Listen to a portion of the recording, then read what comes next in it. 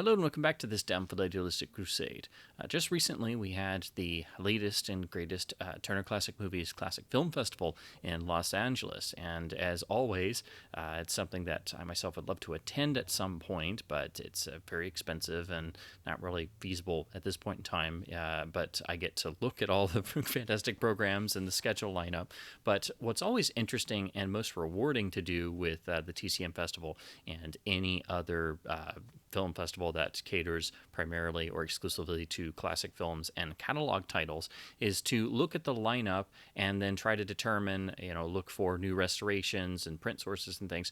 Try to determine what might hopefully be coming to disc and be available to actually watch in terms of new restorations, new Blu-ray and 4K releases. I think it's really important to look at festival lineups for this to try and understand what might be in the works, what's starting to hit the festival circuit, to then hopefully come to classic film fans everywhere, or of course premiere on TCM in terms of broadcast. But it's also interesting to look at for films that don't have a great video release history or may have some rights issues, and also it's really fun to look at what might perhaps be possibly available to be shown or to be sent to your local art house or repertory theater. So not only do I get to drool over all of the 35mm and 70mm prints that occasionally will, or most of the time, get run in the middle of or in the midst of the TCM Classic Film Festival, but it's also a great indicator of what could be available to actually then be run,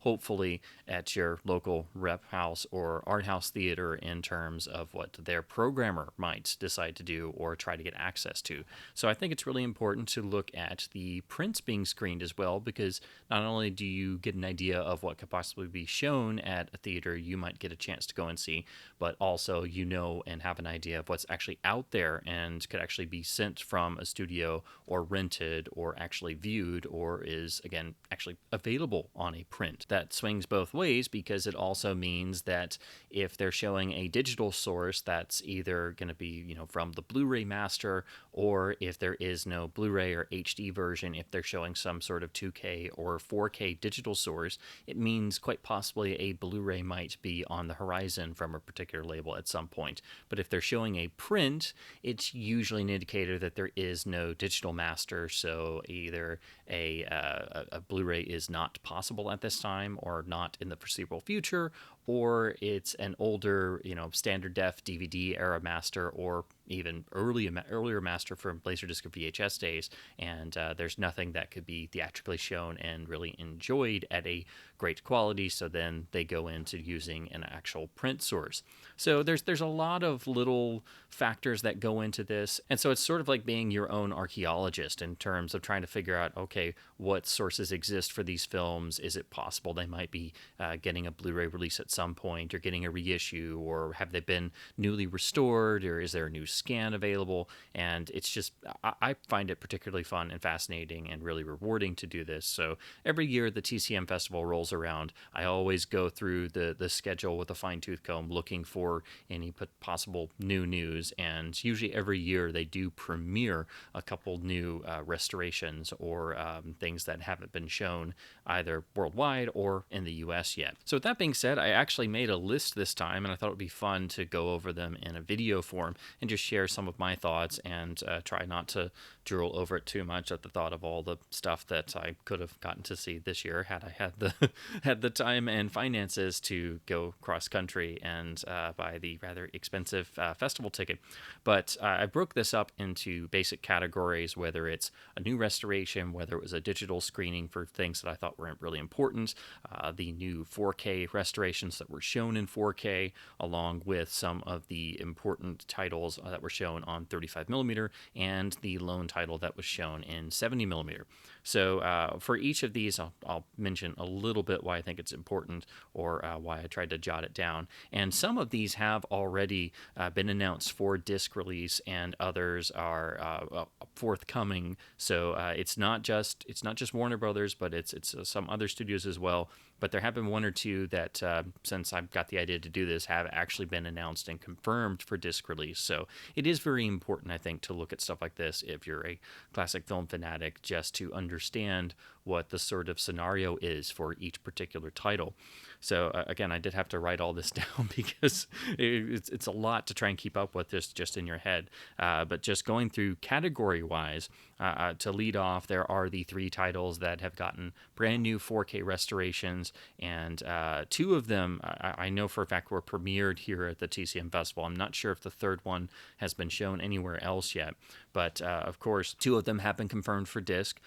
Giant, which of course I have the late release Laserdisc behind me here, was restored in 4K, and Warner Brothers is releasing it on a UHD, so that has been confirmed, and we're all looking forward to seeing what that will look like, because that is a film that has had massive element problems, and every time they try and retransfer it, it's really difficult to do. The other is the real giant news, which is why I have the Laserdisc behind me. Invaders from Mars has not only been somehow resuscitated and gotten out of rights hell, but has been restored in 4K and has now been screened from this new restoration at the TCM Festival, and everyone is just raving about it.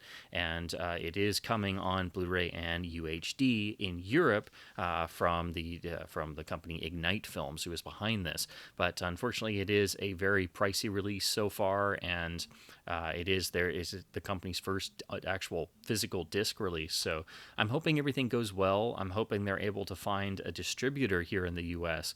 Because it's basically about $70 to get the pre-order from their website and then get it shipped from Europe to here.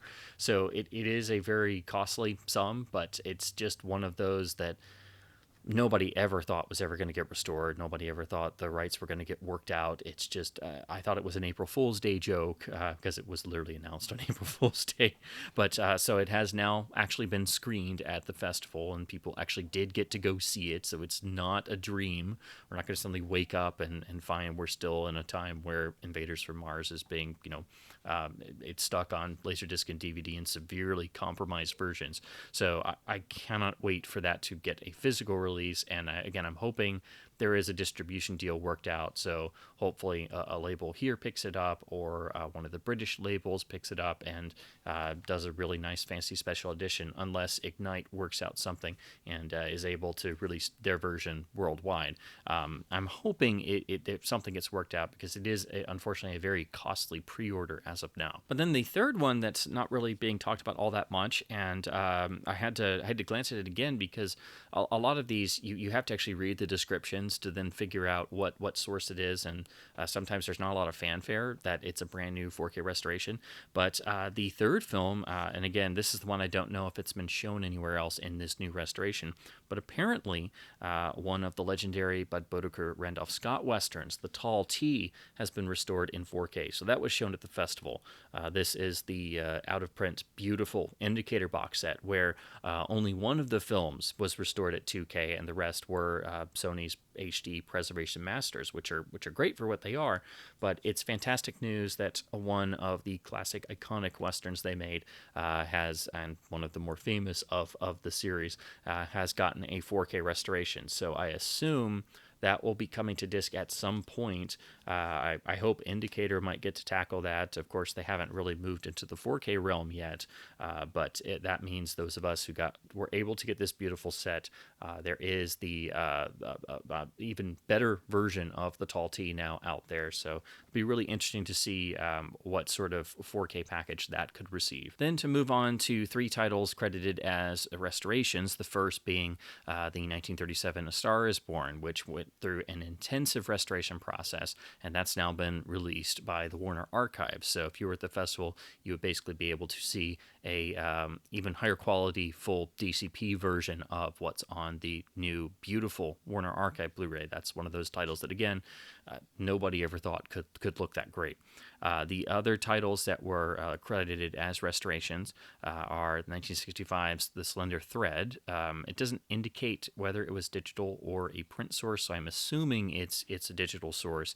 And then the other one, this one's interesting because it's a non-Warner title, and it's actually credited as a photochemical restoration. But that's the Jules Dassin directed classic Top Copy, which has the iconic break-in sequence that has inspired a lot of people, especially Brian De Palma. That's a title that Kino did on Blu-ray, but it was MGM's old master. It is not. The releases have been okay. It's like most MGM UA titles, where there was a pretty solid letterbox laserdisc that I have, then it was ported to DVD, then they made an HD master off of that source, and that's what turned up on the Kino Blu-ray. So I think it's really interesting that this was a photochemical restoration, and it's credited to MGM and the Film Foundation. I've heard this referred to before, and I think this has been screened a few places, because I have seen mentions of this film getting some repertory screenings, and that there is apparently a restoration floating around out there. So I don't know if anybody's made a new scan off of this, but this is a title that I think definitely does need revisiting on video. The Kino Blu-ray, I think, has either just gone out of print or is in their going out of print sale still. It's an okay Blu-ray because that's the best master there is, but I think this is a title that definitely needs better treatment on video, and a new scan of this photochemical restoration would be really wonderful. Then to move on to the exclusively digital section, again, I've ordered these just by how they were done in the festival schedule.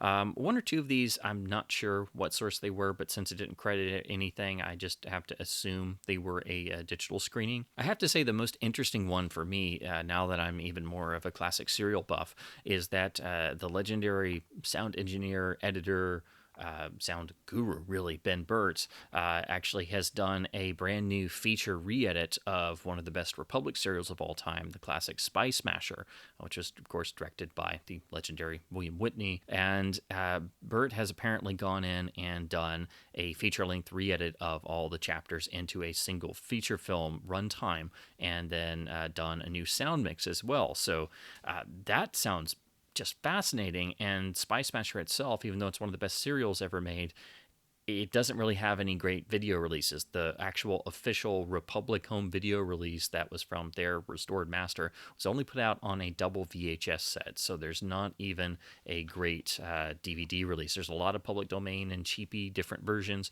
but if you want the actual official Republic home video version, you actually have to go get the VHS tape. There wasn't even a Laserdisc release of it. So I'm not sure what source he used or was able to use. I don't know, the technical ins and outs of it, because this is the only mention I've found of it anywhere.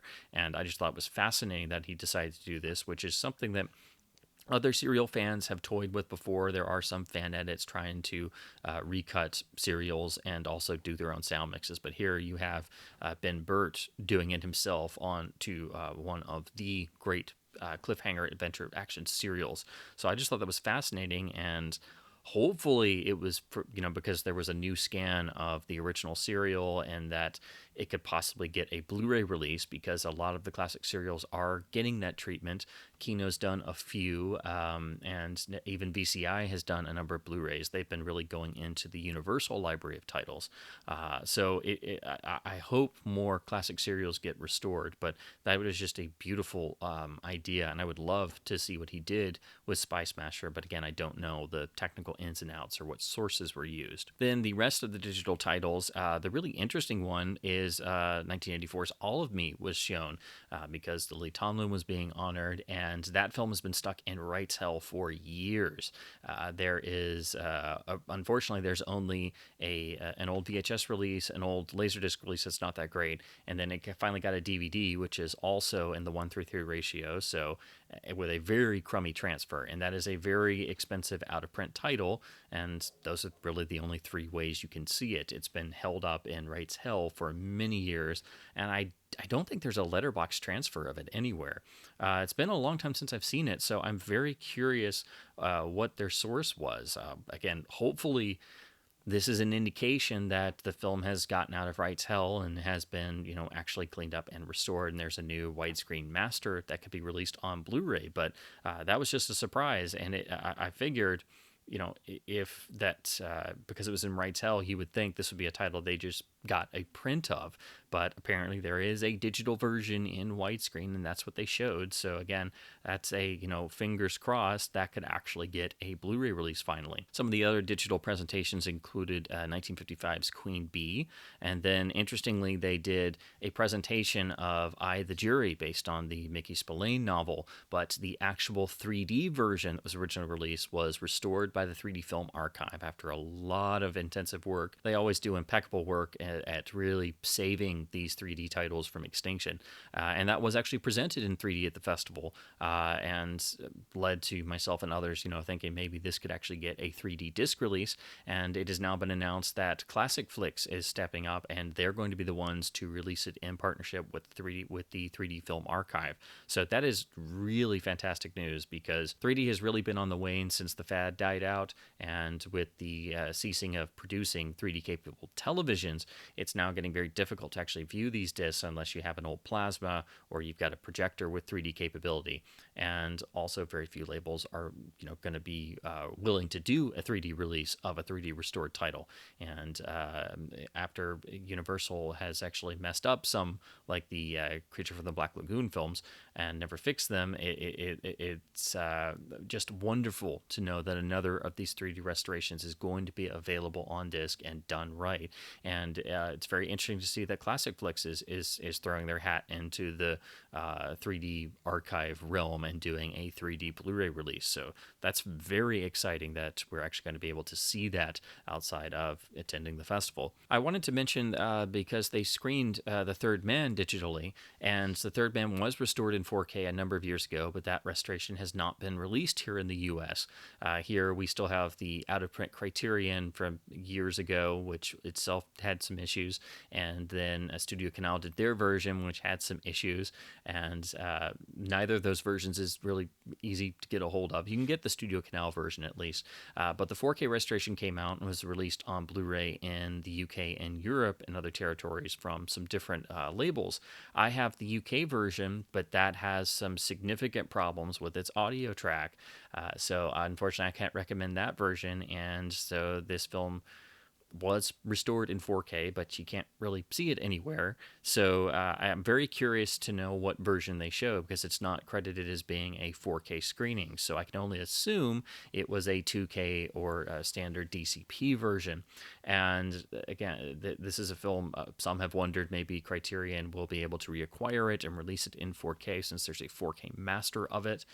That would be great, but I would just really hope that whoever does fixes some of the issues the film has had, and whatever you do, don't use the really messed up, not very good sounding audio track that's on the UK Studio Canal release Blu-ray, because the audio of that disc has significant problems. And to be honest, as far as I am aware, I haven't checked every single version of the film on home video, because there are quite a number of them, but as far as I'm aware, the best sounding version is ironically the old initial 1999 Criterion DVD release, which doesn't have a lot of heavy-handed manipulation and noise reduction.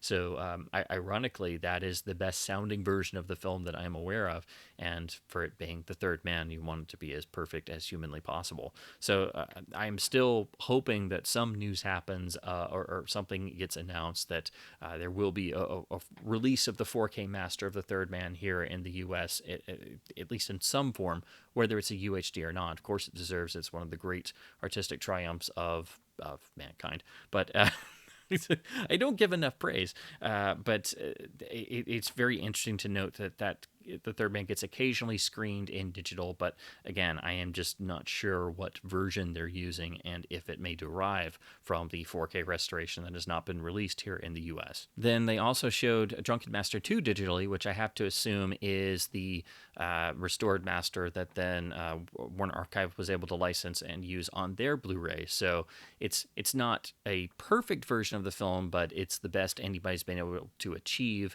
and it's the best version on home video to date. date, and it is fully uncut and does have subtitles and the original audio. So I assume that's what they were showing digitally.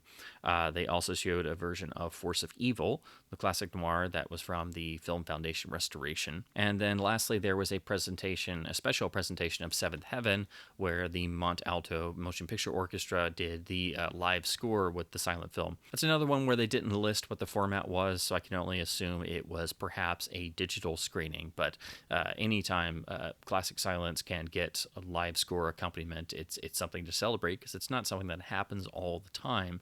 And when it does, it's usually the same handful of the more popular and more famous silent films. That's why it's almost always the 1925 Chaney Phantom of the Opera. Sometimes it's Hunchback, but it's also usually Nosferatu as well, usually done for Halloween presentations. So it's always great to know there are live score silent film screenings that are some of the more lesser discussed titles in the present day. And even when it's digital, it can be the sign of a new restoration. So I think it's important to note. And then outside of that, we move into the print screenings. And again, this is also not just oh, wow, I would love to see that or see a print of that, but it's also, this is what's available. This is what can or could be screened at theaters, maybe closer to your actual area, but it's also an indicator of what may or may not have a new master. So sometimes some of these films actually do have beautiful new masters and new Blu-ray releases, but they're showing a print version instead. So in that case, it's like a treat of getting to see a print instead. But then others, it's because there is no new master, and even if there are plans to release a Blu-ray, they haven't made the master, or they haven't scanned anything, or they haven't restored anything yet, so they're still having to go back to using a print source. So to start off this, and again, this is just ordered by the way they were screened, the classic pre-code 1932 film Jewel Robbery, which is in some of the Forbidden Hollywood volumes, that was screened from a print, as was 1933's classic Dinner at 8, which did get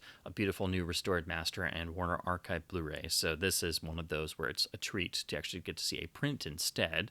But again, it's a nice varied program, because this is sort of all over the place. 1942's Maisie Gets Her Man was shown from a print, as was the very often very overlooked, really. It's not often discussed in Sidney Lumet's filmography, but the film he made in 1966 called The Group, which is a really great film for its genre. I guess what was called in the studio system would have been called the woman's picture, but also a very nice example of a film from this period that's getting into more feminist territory overtly. That was shown from a print. That has gotten a Kino Lorber Blu-ray that I have, but it's really more of an older master, so I think that would be interesting to see in a print version. Also shown was Coming Home, which finally did get a Blu-ray release, but it would be lovely to see on a print. Pride of the Marines was shown from a print, as was The Lilies of the Field, which really, all of these, if you need beautiful new Blu-ray transfers. So just reading through the list, it's just fantastic to think of what it would be like if these could finally get, imagining what a beautiful Warner Archive type Blu-ray release would be like for these titles. It's Always Fair Weather. The Gay Divorcee was shown, as was Cooley High, The Return of the Secaucus 7. Too Busy to Work, also another fun pre-code film. Perhaps the one I'm the most jealous of, because this is just a gorgeous color film that does not get talked about practically ever. And that's the classic 1950 sort of return of the swashbuckler, The Flame and the Arrow, starring Burt Lancaster, directed by Jacques Tourneur. They showed a IB Technicolor dye transfer print, which apparently was struck in 1966, but reports indicate that it was beautiful, and I totally believe them, because they did finally get a DVD release, and its success as a film led to Lancaster then going into The Crimson Pirate 2 years later. But Flame in the Arrow is really undervalued. It definitely borrows a lot of the themes and actual costumes from the classic era of Errol Flynn-led Warner swashbucklers of the 30s into the 40s. but it is a really tight little film too, and of course directed by the great Jacques Tourneur, so it has great energy. And the final climactic sword fight is really impressive because a great chunk of it actually takes place in darkness, so all you see are the clashing blades of steel. I think it would be incredible to see on the big screen, particularly in a dye transfer print, because again, it is a beautifully shot Technicolor film. So I would love to see what that looks like, and it is a prime title to get the Warner Archive Blu-ray treatment, as are some of these others, which are in the classic wheelhouse of pre-code.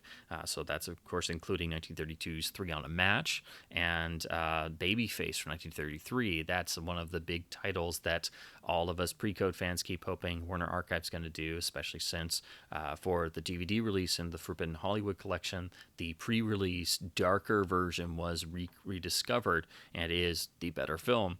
So that was screened on a print, but I assume they were having to show the theatrical version of Babyface because it was a print, but I don't know if there is a 35 millimeter print version of the pre-release version that actually can be screened. It didn't really indicate which version it was, but I'm just guessing it was the theatrical. Then going down the rest of the list, just going through these, they also included A Man Called Adam, the 1949 remake of Little Women, which I do prefer the 1930s George Cukor, Katharine Hepburn version, but there is some good stuff in the 1949 color remake. There's always some good elements or things to like every time they seem to go back to that material and do another version. So it would be fascinating to see a print of the 49 version, especially if it was a dye transfer print. He also showed 1933's Counselor at Law, 1982's Diner, and then 1948's Portrait of Jenny, which does have a Kino Blu-ray, which I think is going out of print. They showed the 1940 remake of Waterloo Bridge, which has gotten a wonderful Warner Archive Blu-ray.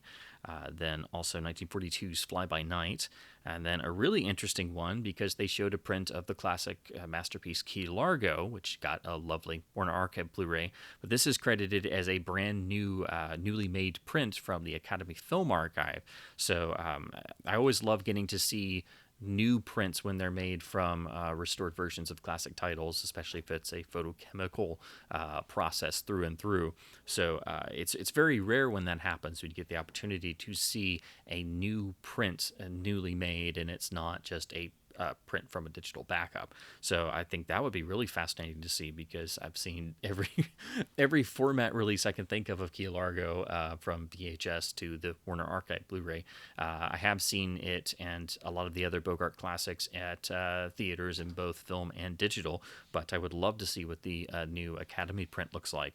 And then to close out the little list I made, they also showed 1932's Evenings for Sale. So it was really interesting and wonderful to note that there was a great section of pre-code titles not only featured in the festival but actually shown on prints. And then one that was not really put out with a lot of fanfare, but the lone 70 millimeter title that was shown was a brand new print made of Spartacus. So I assume this is from the recent digital restoration that has been released on Blu-ray and 4K and just blew us all out of the water and wiped away all the memories of the god-awful DNR travesty that was the first Universal Blu-ray. And they, of course, have made 35mm prints over the years and 70mm prints of the 1991 restoration.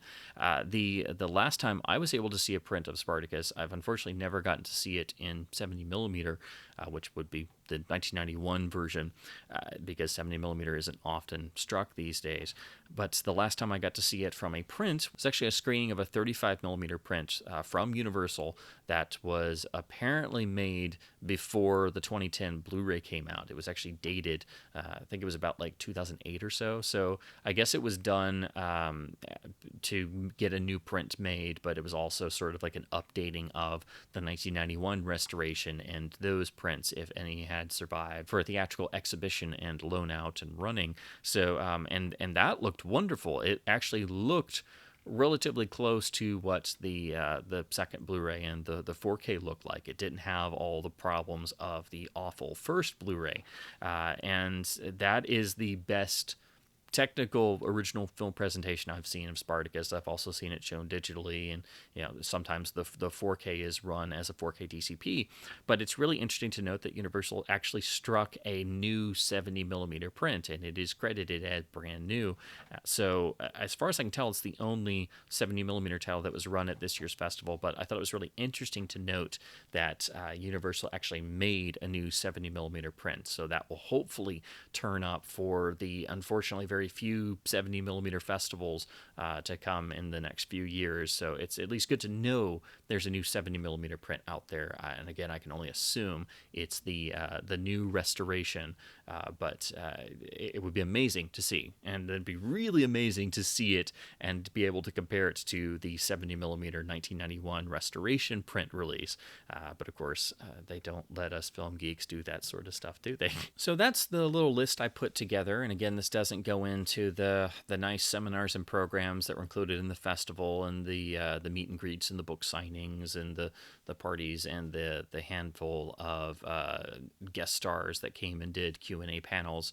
But I thought it was really interesting. This is the stuff I do every year anyway, and it's how my brain sort of works. I like trying to play, spot the potential restorations that might be coming to this, try to figure out what Blu-rays might be available in the next year or two. It's again trying to be like an archaeologist, and also looking for, oh man, that must mean that there could be a Blu-ray in the next year or two. And it's also fun to see what prints are out there to then hope and just keep scanning your local art house calendar and hope you might see some of these prints turn up for repertory screenings. So again, this was sort of my nerdy highlights of the 2022 TCM Classic Film Festival.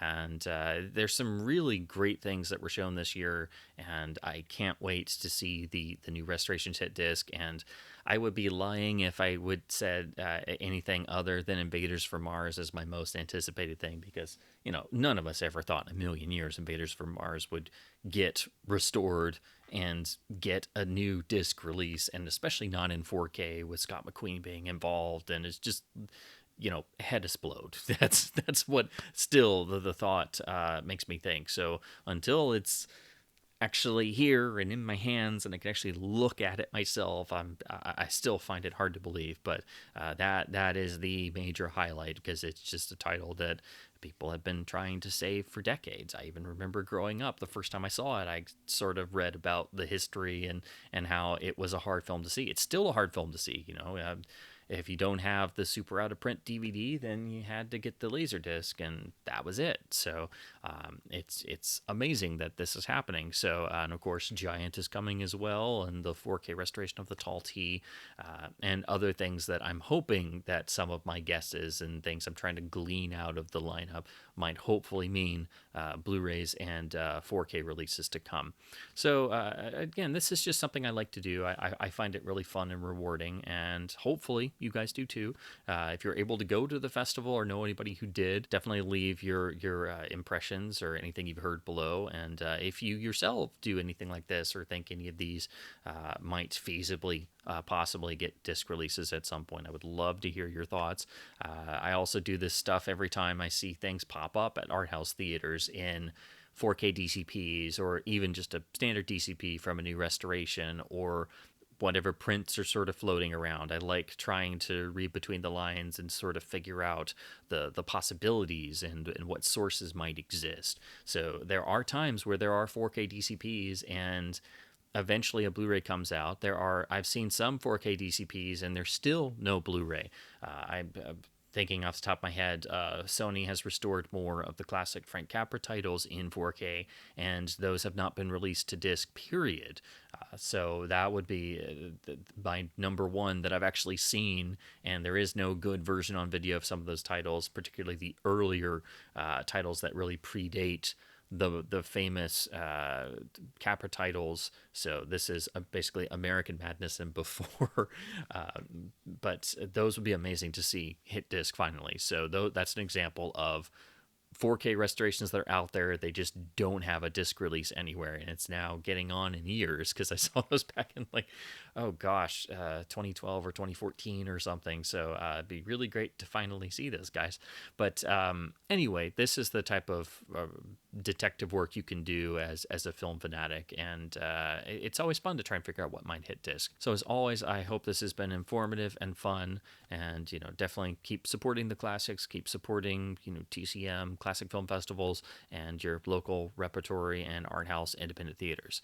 And thanks ever so much for watching.